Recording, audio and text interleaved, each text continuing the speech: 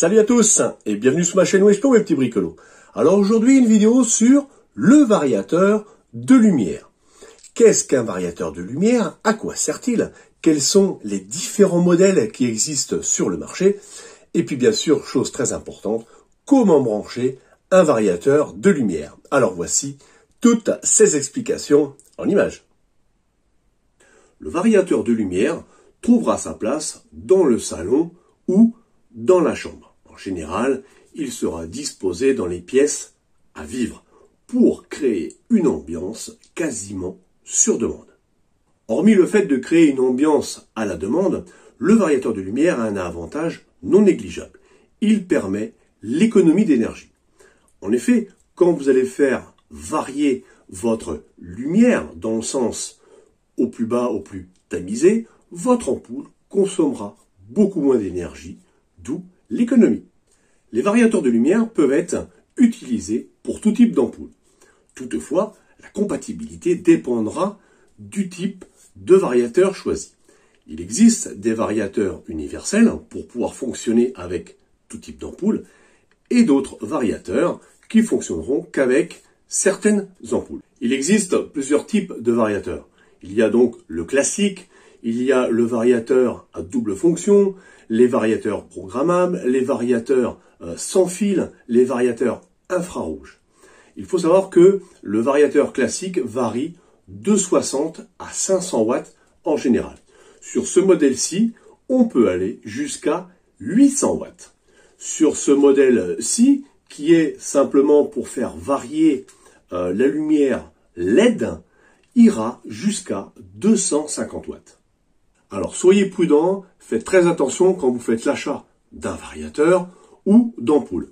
Sur l'emballage, tout est indiqué, que ce soit pour le variateur, qu'il soit universel ou non, que pour les LED ou que pour d'autres sortes de lampes, tout est indiqué sur l'emballage. Mais faites très attention sur l'emballage de vos ampoules, qu'elles soient LED, halogènes, etc.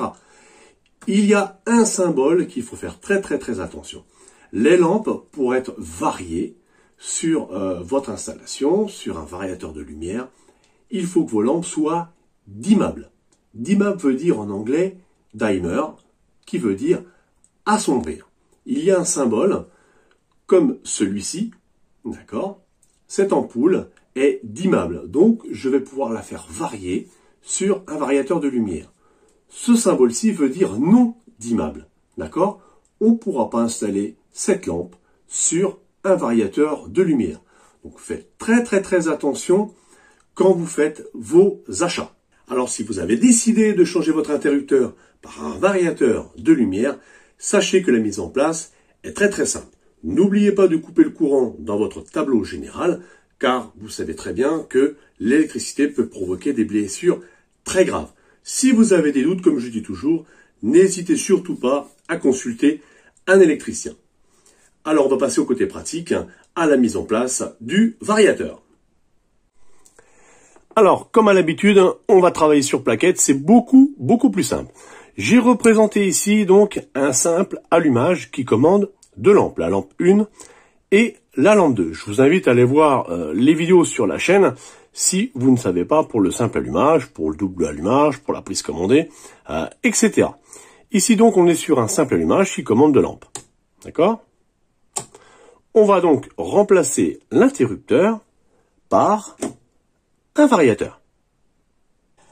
On a coupé le courant, on va commencer à démonter l'interrupteur.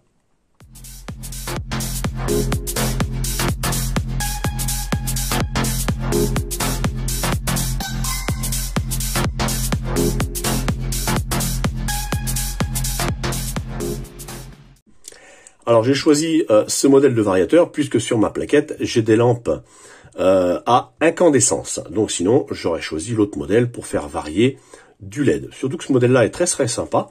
Il a un petit potentiomètre pour pouvoir peaufiner un petit peu le réglage, la luminosité vraiment très précise des lampes LED. Là on va se concentrer sur ce modèle-ci puisque c'est ce qui nous intéresse pour nos essais. Donc sur ce modèle on a un bouton central on-off, c'est ça qui est super pratique. Ici, je commence à allumer, et puis, plus je vais tourner, plus je vais faire varier la luminosité de mes ampoules jusqu'à avoir une lumière très très vive.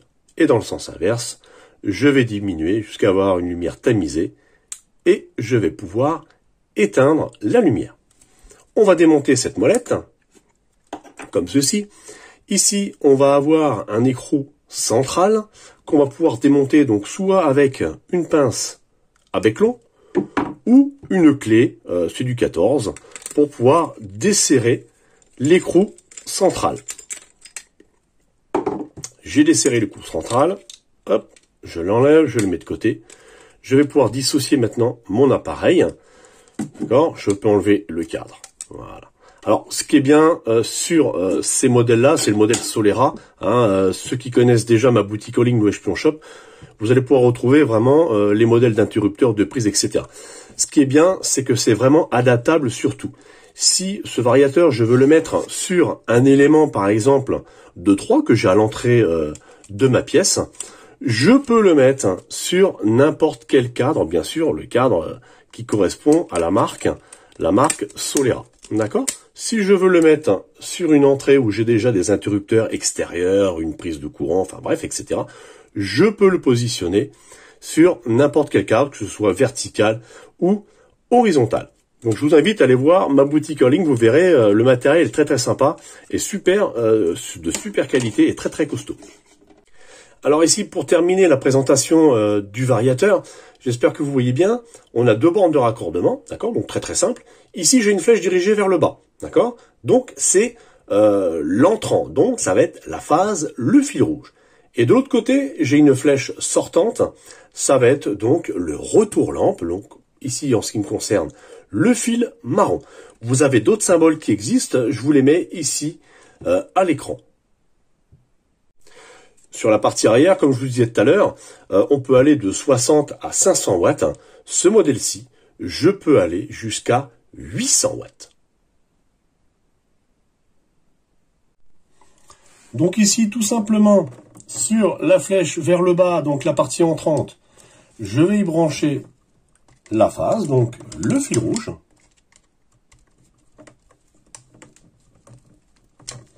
Sur la flèche sortante, le fil marron, donc le retour lampe, c'est ce qui va dans ma boîte de dérivation, qui va se brancher donc sur mes lampes.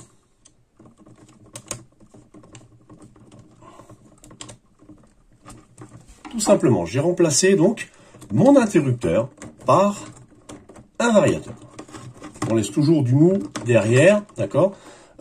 Choisissez des boîtes profondes.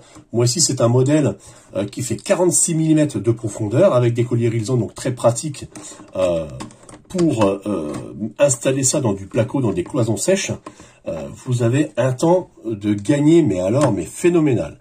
En plus étanche à l'air, donc pour l'RT 2012, c'est vraiment bien. Je vous invite à aller voir ma boutique, n'hésitez pas surtout. Il y a vraiment du bon matériel. Donc ici, on va fixer notre variateur. On va y remettre le cadre avec l'écriture vers le bas. On va y installer le cache et l'écrou. Voilà, alors si vous voulez, je peux le faire aussi avec ma pince. Comme ceci. Ici, on a un petit détrompeur, on a une partie plate, pour éviter justement de se tromper. Hop. Voilà, ça fonctionne très très bien, manuellement. On va pouvoir maintenant passer aux essais. Alors, on va procéder aux essais. On a remis le courant. On va pouvoir faire tourner notre bouton de variateur en position on, d'accord, voilà. Et on va pouvoir faire varier la luminosité de nos ampoules jusqu'à temps qu'elles soient vraiment au maximum de leur puissance. Voilà. Et là, on va diminuer dans l'autre sens. Vous voyez, on peut vraiment faire ce que l'on veut. Alors, ce qu'il faut savoir, chose très très très importante, sur les variateurs de lumière, les ampoules à économie d'énergie, donc ce qu'on appelle les basses consommations, ne sont pas vraiment adaptées pour fonctionner avec un variateur. Il en existe spécialement conçus pour cela. Par contre, elles sont très très chères. Alors, petit exemple, vous voyez sur ce carton d'emballage, on peut voir ce petit symbole qui signifie que les ampoules ne sont pas dimmables, donc on ne pourra pas les faire varier. D'accord ? Sur une lampe ici, basse consommation d'énergie, ok, vous pouvez voir le symbole qui est rayé, donc on ne peut pas mettre cette ampoule sur un variateur. On va faire un essai, je vais la déballer, d'accord ? On va la sortir de son emballage, tac, et on va la mettre à la place de la lampe à incandescence qui, elle, est dimmable. Alors, elle va s'allumer, hein, ça va marcher, hein, mais on va pas pouvoir faire varier correctement la luminosité de cette ampoule.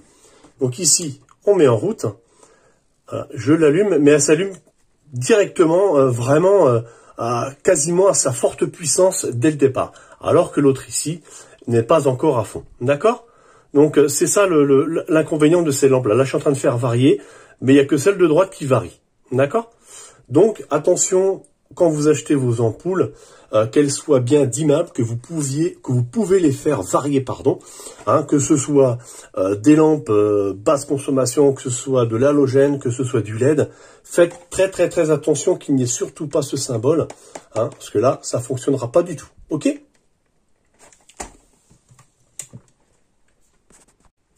Voilà pour cette vidéo mes petits bricolos, j'espère que tout est clair pour vous. N'hésitez pas à laisser des commentaires si vous avez des questions, j'y répondrai comme à l'habitude. Et n'hésitez pas aussi à aller faire un petit tour sur ma petite boutique en ligne, l'OS Pion Shop. Et je vous dis à bientôt pour d'autres aventures. Ciao, ciao!